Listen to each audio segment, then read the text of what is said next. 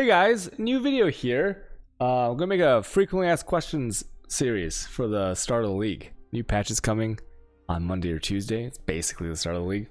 And I get asked a lot, what do you put on your maps? What map device mod or master missions should I run? So I'm gonna attempt to answer this question fully so that you can use it as a resource when you're deciding what you want to put on. So let's take a map real quick. What happens is when you take a map, I'm gonna take this arsenal for example. Okay, when you put it in, you can add in any of these map mods along with a master mission. So you can have both if you want. And you have some options. So you have Fortune Favors the Brave. If you don't know what this does for 3C, what it'll do is choose one of the below ones. And even if you don't have them unlocked yet, it can choose it. Okay, that's a little thing, but most of you guys will just unlock all these as you play through your Atlas. So Fortune Favors the Brave is randomly chosen. As far as I know, there's no waiting. So getting a Delirium 16C actually is the same rate that you would get it as like an Abyss, which is the cheapest one. I guess Abyss and Domination, which is 2C. Okay, so that's important to keep in mind. The expected return, meaning like how many C do you get, all right, like how many do you save, I guess, or like how many do you get for spending Fortune Favors the Brave, is actually extremely good. Because you can calculate like Blight. I haven't even used my free one. I think it's like 8C. If you add all these up, divide them, what is it? It's like 5 point something C, I think. Someone do the math for me there. So very, very good for if you don't care about any of these or you don't know what any of these are, and you're just like, you know, I want to add some more juice. Fortune Favors the Brave, you cannot go wrong here. On average, I always say that you can't lose money running maps, right? Unless you're doing some really crazy, like dumb stuff. But Fortune Favors the Brave, totally fine for the average player. And even to the point where like, if you're learning the game, just selecting that in the background you hear that's my dog Lily drinking some water. For the average player, if you're just getting started mapping and you kind of like don't know what's going on, you can just leave this one on. I mean, 8% increased quantity is pretty good. That's like adding a sack frag and a half. It's like, it's pretty good. So that's Fortune Favors the Brave. Okay, now let's talk about the individual ones. Abyss, nowadays at this point in the league, I would probably never run Abyss. The reasons against it are, I guess it takes kind of long. In the beginning of the league, there was like some bug where it just kept going. Now that's been fixed, but sometimes it still feels like Abyss can be a little bit long in terms of like you're waiting for the crack to expand into the hole, which gives you, it does give you a few rares per hole opening. If you get a trove, if you finish the Abyss, you know, you don't mind the backtracking sometimes. Something goes like forward then backwards. If you open the trove, you can get some good stuff in there, right? You can get currencies, you can get, you know, rare items, you can get abyssal jewels, which is probably like the best thing. Because if you run high eye level maps, those abyssal jewels can roll some really nice mods, and they can be very expensive. However, most of the time, as you know, with rares, most rares are going to be garbage. So on average, it's like at this point, not that great. So I personally would probably never run Abyss. Now, what else can you get? I mean, maybe you want. Oh, hey, Lily, it's my Lily here. Hello, my silly. So maybe you would, oh, thank you for kiss. Maybe you would want to run this if you want something in Soul Self-Found from the Abyss Lord in the Abyssal Depths. So sometimes, very rarely, I'd say like maybe like 1 out of, I don't know, 1 out of 10, 1 out of 20 abysses maybe, you'll get an Abyssal Depths. And when you go in, a trick to that is you'll know it's a lich if the loading screen is the Cyrus loading screen. So let me just show you real quick. If I go to a waypoint here and I click on like here, right, I want to go to the Force Encampment. You see this loading screen? This is like a default loading screen, or like the Lionites Watch loading screen. This means that that it is not a lich. You can use like some sound thing, but this is the easiest way. Just look at the loading screen. But if the loading screen, this loading screen, is the Cyrus map device, meaning like this giant red.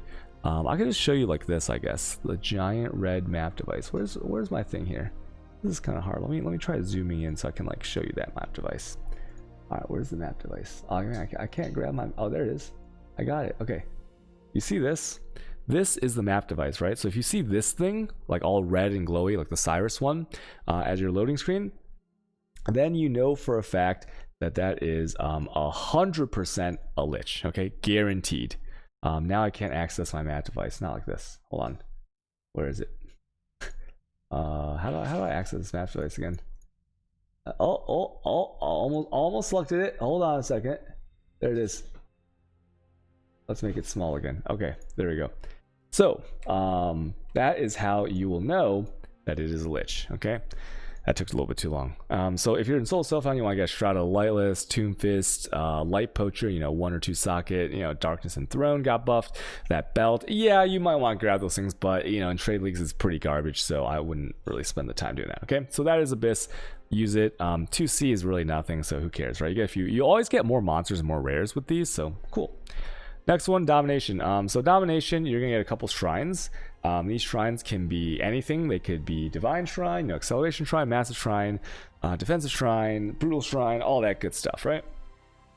Now, usually at this point, I would not use Domination unless I was using the goal or that chest piece. There's a new chest piece out that gives you like a huge buff effect. You start with like a lesser massive or brutal shrine or something like that, but the goal is incredibly good with this because of the fun aspect and the speed aspect. Because if you take the assumption that you can't lose money on any maps you're running, and then however you roll your maps, you spam run them, you spam roll them, spam run them really fast, this on average with the goal will make you a lot faster, and it will be a lot more fun to do the map. Because there's also a sextant. If you add sextants to your maps, you can get a sextant sometimes that says right there, you see that first one, 50% increase duration of shrine effects on players, right? So like almost all cases in the game of PoE, like duration increases additions are they're additive, right? So you get your shrine 50%, you get your goal 75%, you add it together, huge shrine durations, and these shrines are extremely powerful, right?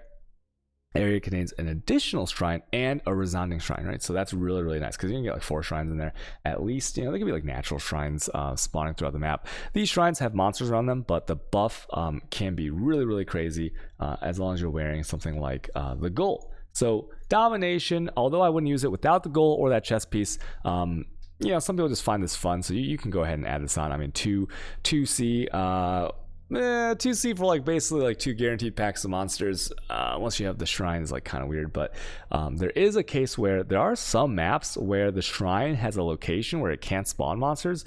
For example, the map Channels, Waterway, things like this. There's these like fixed spawn locations sometimes where it will spawn 0 monsters every single time you use it, so be careful of that. Not really that big a deal because once again, remember, you can't lose money mapping. So Domination is for shrines, but mostly for goal and chest users. Bloodlines, I would never use this anymore, just because I think it's kind of outclassed by like Nemesis and other things. But Bloodlines is like really good because it adds blue monsters, magic monsters. If you ever press your show item hotkey to show what your loot filter is hidden, you'll see that a blue monster drops way more, maybe 10, 20, 30 times more on average than a white monster, right?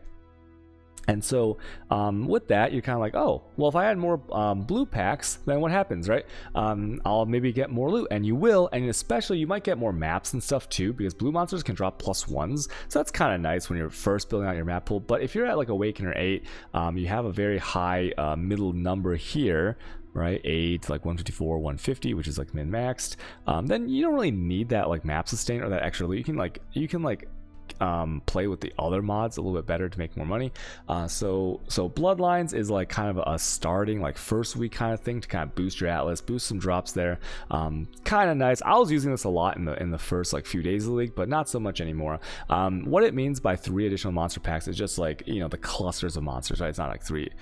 It's like maybe, I don't know, 150 monsters, maybe. Let's say 150 monsters, 100 monsters, depending on what kind of monsters they are. And then Bloodline mod is just like the purplish text. It's a purple glow. If you run a normal map, you just put in any map, you'll see that there's monsters that glow when they're blue, and there's monsters that don't glow, but they're like blue magic monsters, right? The glowy just means that they have a Bloodlines mod, and that can be just an effect that's usually a little bit deadlier for the monster, right? But nothing like too crazy to worry about. It might be more bears, it might be more like stuff like that, but it doesn't really matter. It doesn't actually add like from what I know, it doesn't add too much danger to the maps unless you're not paying attention.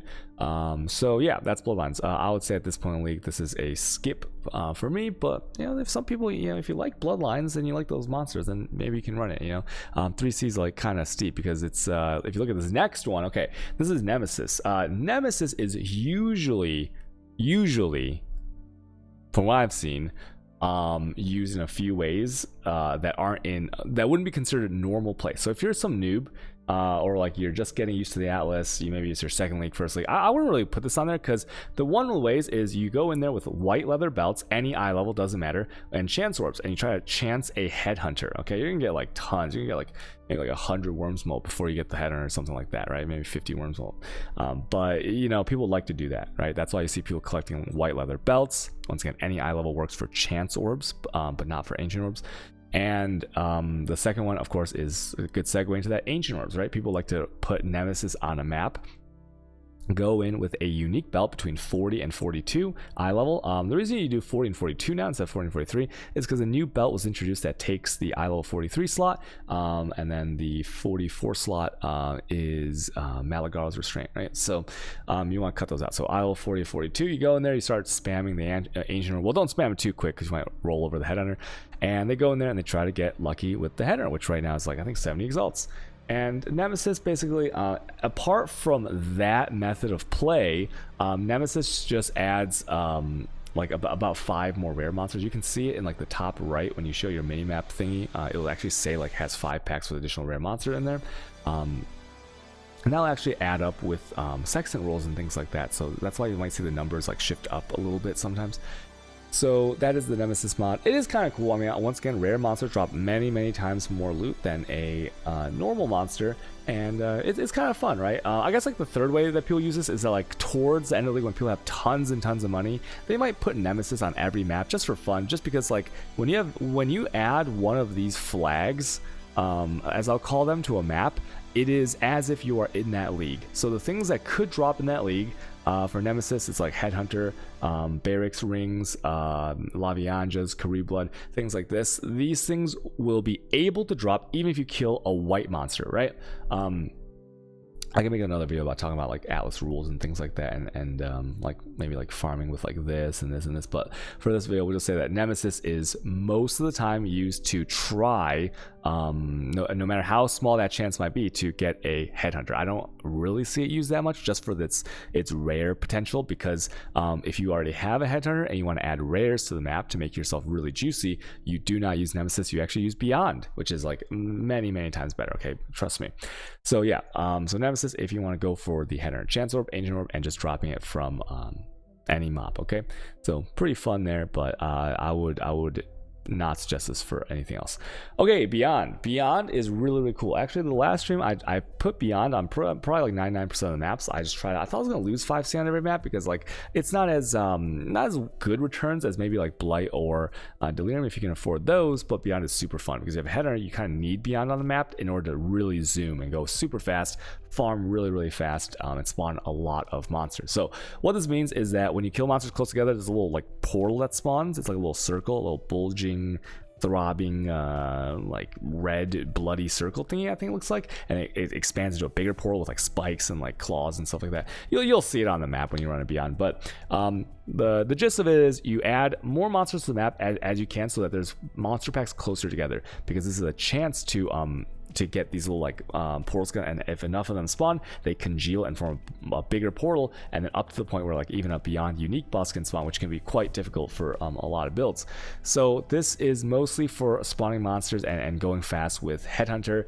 It's putting this on for 5C actually today in today's testing, it kind of proved the point that you can't really lose money in maps, because like from my drops and everything, and putting Beyond on and just throwing in like sometimes not even corrupted maps, like sometimes I use sack frags. I didn't use scarabs. Out of like all the maps I ran to, I used scarabs one time, and that was just to like prove a point with Delirium to see how much splinters I would get. I didn't use scarabs or anything, and I still made a lot of money, right? Like over 1,000C, which is really nice. And so the Beyond, this is making 1,000C while spending 5C per map, by the way.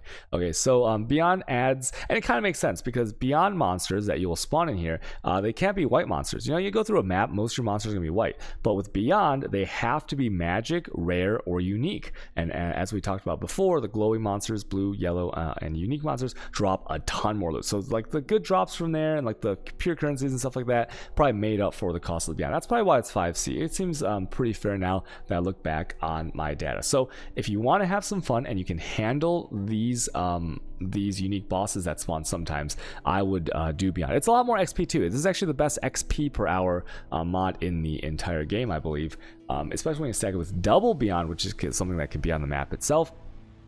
But for the purpose of this video, use it just to, you know, most of the time if you have a headhunter, right? Because if you don't have a headhunter, then you're better off using some of these if you only care about money. Okay, I'll talk about, like, I guess, like, league specifics. Beyond has no really good league specifics, at least at the time of this recording. They're not valuable is what I mean, right? And Soul Stuff, if you want one of those uniques, you can get it pretty easily. Besides the harvest, you'll drop Dark Seer all the time and all the other ones, right? But like, you know, Edge of Madness, all that stuff. Blight. Okay, let's talk about Blight. Blight is very time sensitive, extremely time sensitive, as in when I'm talking about this, if you watch this video even maybe a week out from this video in the future.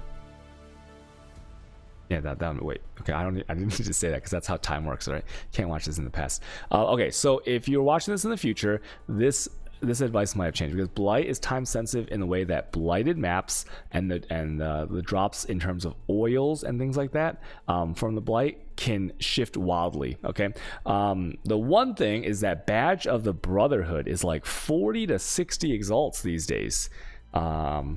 Yeah, that's really crazy. And remember, when you put one of these map mods on, the map mod adds like the league flag to the entire zone. So you put it in a map, you put on Blight if you want to, or if you get, remember, Fortune favors the brave, selecting it randomly, you can drop Badge of the Brotherhood from any monster. You kill a white monster, you can drop Badge of Brotherhood. You do the actual Blight encounter, open a chest, any chest that can have a unique in it, that could be a Badge of the Brotherhood. Great. Blight also ties in really nicely if you have like some kind of like minion build that can AFK it, because you just build the towers. Scout towers got buffed, by the way. They're really nice. Just a side note there. You might want to enchant your rings for that. And you get like, you know, this like horde mode where like they don't give like any XP still, so that kind of sucks. But there's a lot of monsters. Those can spawn Beyond if you have Beyond on your map rolled already. And then at the end you get to open, if you're running a T16 map, it's gonna usually be at least 5, but it can be up to like 8, 9, 10, right? 10 as in like it's an 8 noder, but there's 2 bosses. There's like a boss on one node, boss on another node, so 2 X2s. The thing about Blight is that you're guaranteed 1 oil chest at least, but you can get a lot more. For example, if you ever got a Blight that's like 1 node and it says like X4, that's guaranteed to be 4 oil chests, because you have to get 1, and each node is always the same chest. Okay, so you know, if you get a X2 and X2, right, that's a 4 node, then you know that is 2 oil chests and 2 of something else. It could also be another 2 oil chests, but you're guaranteed at least 1 set of oil chests. Really, really nice. Right now, silver oils, gold oils, they're not really worth that much, but with the current price of exalts to Chow's orbs, you know, they're not bad. With Badge of the Brotherhood being like the main draw of running Blight, because you drop from anywhere. Now, another thing to note, that Blight is an anything league, and by that I mean that these chests can drop anything. If you open a unique chest, which is the orange like little cone acorn looking thing, like the upside down triangle thingy, that can just have a headhunter in it, right? Because it can drop any league specific out of those marked chests, kind of like Legion, if you know what I'm talking about. So Blight, I would say at this time, is really, really nice to run. I think it's 8C. One thing I can't tell because this thing's like blocked or whatever, but it's probably like 8C, and I would say that's worth it, because if you like it. The main downside is the time investment. Sometimes these Blights, they really feel like they are going on forever. They just like take a long time. You're sitting there, it might be kind of boring, you know, you might fall asleep. And there's another like very small thing. If you have a Blight going on and a Delirium, okay, the arrows look the same, except the Delirium one is gray, the Blight one's like kind of orangish.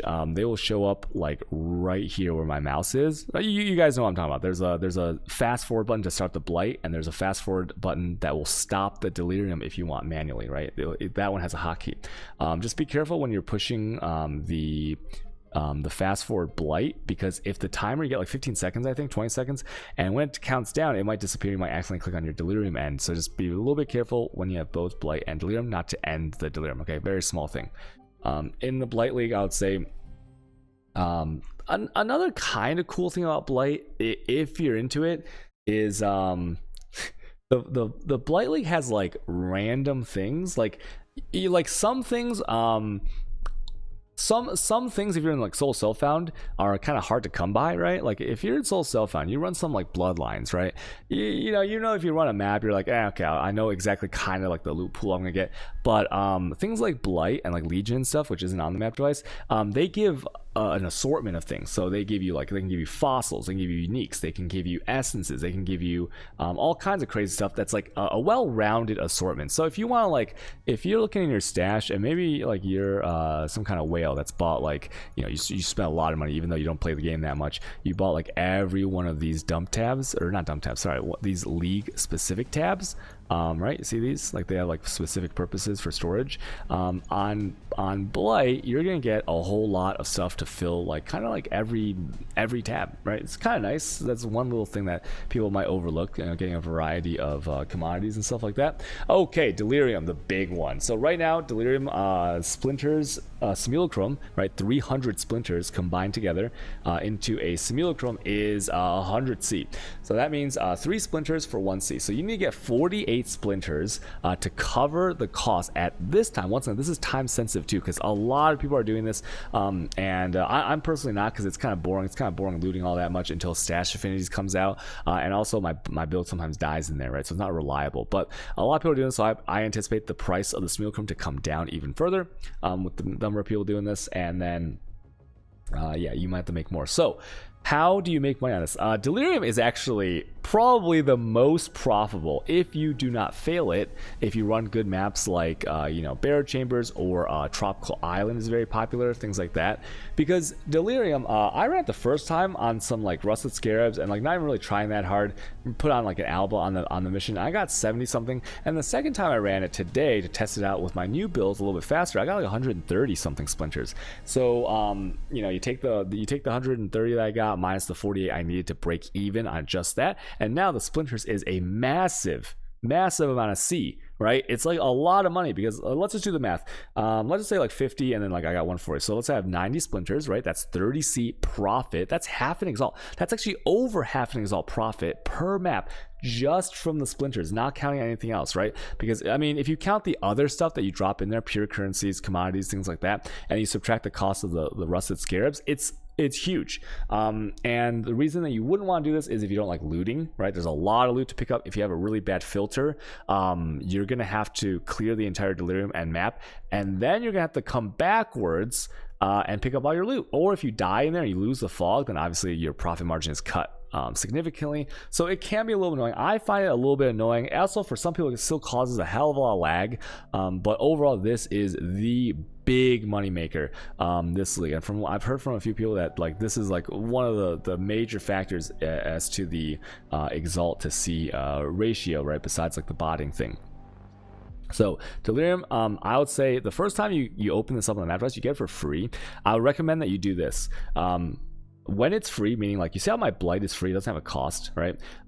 Pick up a Tropical Island, pick up a Barrow Chambers, whatever you want, and put in like a Rusted Breach Scarab, put on like an Alba mission, put on a Elder Scarab, maybe Breach Scarab, Legion Scarab. If you have a 5-slot map device, you can also add in like a Harpy Scarab, whatever you want, and see if you can break even on the cost. Right now, at the time of this video, you would need to get 48 splinters to cover the cost of this, and if you can at least get that much, which is super easy, most people are getting over 100 splinters, at least 80 or 90, right? But many times over 100 if you put the Alba on there, sometimes well over 100.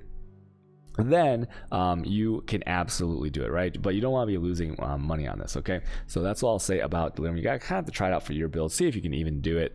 Okay, let's talk about masters real quick. Einhar has beasts that are worth a lot, so if you capture all the beasts, but besides, like every master you do at T16 gives you like 11 point something thousand master favor if you care about hideout decorations and copying hideouts from hideoutshowcase.com.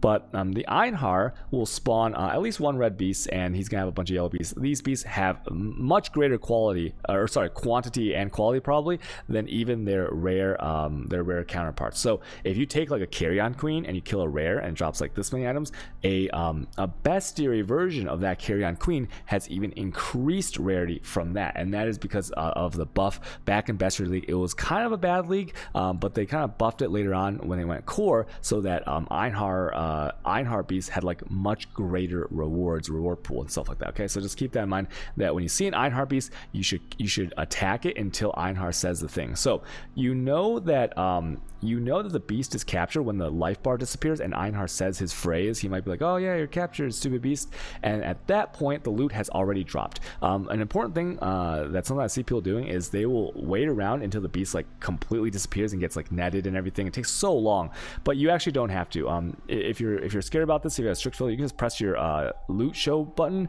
and you will see that the moment that the life bar disappears and Einhar has like said his little phrase, even if he doesn't say the phrase because it's stacking too much, you'll see it here in green text, right, in like the roleplay text. You can just leave. The loot has already dropped on the ground. Okay, I promise you.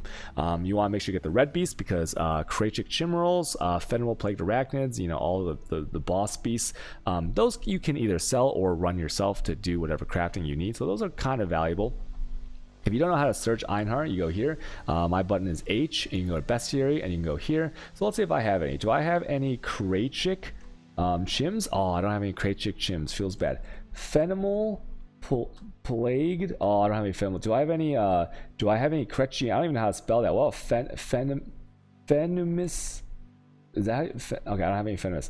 Do I have any Ferric Tigers? Oh, I don't have any Ferric Tigers. So I haven't really done much Einhar, so it wouldn't. But yeah, you can kind of type it in there and see if you have any of those. And if you do, you can go to the Menagerie and then buy a Bestiary Orb. You can Bestiary Orb the monster and sell it on the trade site, sometimes for a ton of money. So I would recommend running down your red Einhards, just because like it's kind of fun. You know, you can jamble a little bit in the Bestiary. Like if you have the amulet guy or whatever, right? If you run the amulet guy and you get Badge of the Brotherhood, it can be league specific, by the way. Belts can be from the Ferric apes, can be Headhunter. You know, if you get a Badge of the Brotherhood, that's like 60 exalts. Congratulations, right? So that's really awesome. This is like lower priority, I'd say, than June and early league like Zaba, and then like I hate Nico. I don't really like delving, so I don't run him that much, as you can see from the number of missions I have. Alba's really good. Temples give you double corruptions for things. They give you sacrifice altars. They give you all kinds of good stuff. And full clean a temple these days in the early league is actually very good for maps if you want to sell maps, and it's just good for loot overall. You get a random assortment of things, kind of just like the Blight chests, right? Just a random stuff all around the temple. Really, really great. I encourage newer players to definitely run down all of your Alba missions until you get sick of them. If you don't like something in this game, just don't do it, right? So yeah, but definitely recommend there. Nico, if you like delving, do it. I don't like delving, right? So I know that delving's profitable, but I don't like to do it. So I don't really like do this guy that much. Okay, Junes. I'm saving my Junes up for like some juice later on, but June is incredible. I have like 3-hour videos on June if you guys want to watch that on my channel, about why June is good, how to do the June, what kind of rewards you get, and all that good stuff. I love June. June is my favorite by far. She's good for XP early on, because like every option you do with the member gives you XP and gem XP, offhand gem XP, all that good stuff. And it's fun and great rewards, lots and lots of money down the line. Okay, it takes a lot of work and knowledge though, so this might not be very noob friendly, but trust me, if you want to figure this out, June is incredible profits. Yeah, you can do that. Okay, this one, everybody knows Zaba, right? Because she's tied to the Atlas missions. So if you're gonna do this mission, usually let me just explain how this works sometimes with the refreshing. So every day, I think it's like 6 or 7 o'clock US time, depending on if you're Central or Eastern US, the game will refresh. It's like a daily quest in World of Warcraft, right? And so when you go to her and you go purchase items, her thing will refresh. Look at this. I have a map here for 7C, and this would actually be a good purchase here, because I know if I run this, the fragment is at least 10C, right? So this would be a good purchase. I get a map and I get a guaranteed return. So let me just buy this one real quick. I can run that one later. That's an Elder map. This will refresh. And then another rule is that the moment you run a mission, right? Let's say I put like a T60 map and I run that one red mission.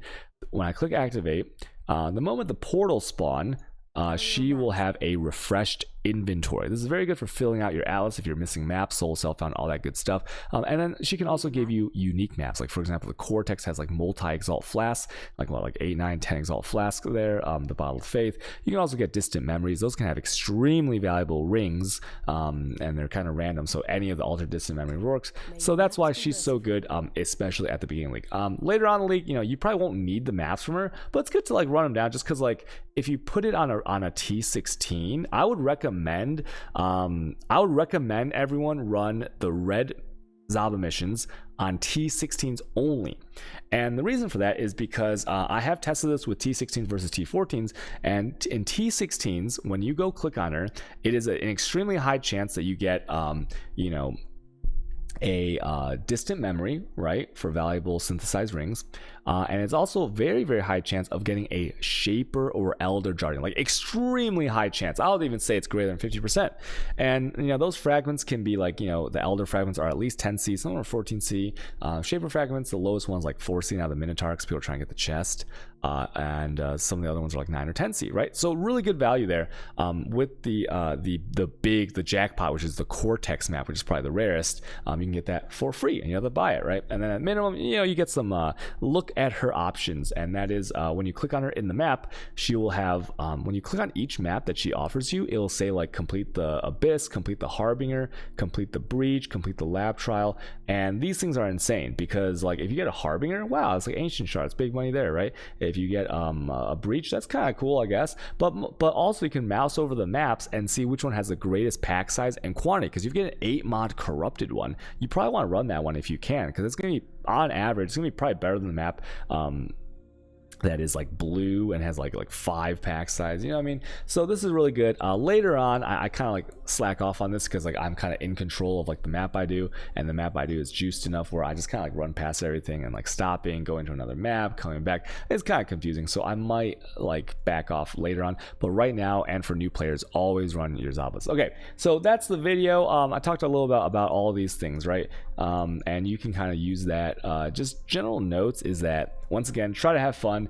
If anything I've said, you try it and you're like, you know what, he said this but it wasn't fun, just don't do it. If I say something and you go against that and you find it fun and rewarding and you want to keep doing it, but I said like I probably wouldn't do it, you can totally do that too. That's absolutely fine, right? The game is like, you can't, once again, you cannot lose money running maps unless you're doing something really, really silly, okay? So you can just kind of run anything you want, and yeah, and then you can just make the money that way, right? Just figure out which combination of this map thingy and like these masters you really, really enjoy. Okay, so that's the video. If you have any more questions, you can ask me on my Twitch channel, twitch.tv/Keto_, and hope you guys enjoy the video. Okay, see you guys next time. Bye. Love you guys. Bye.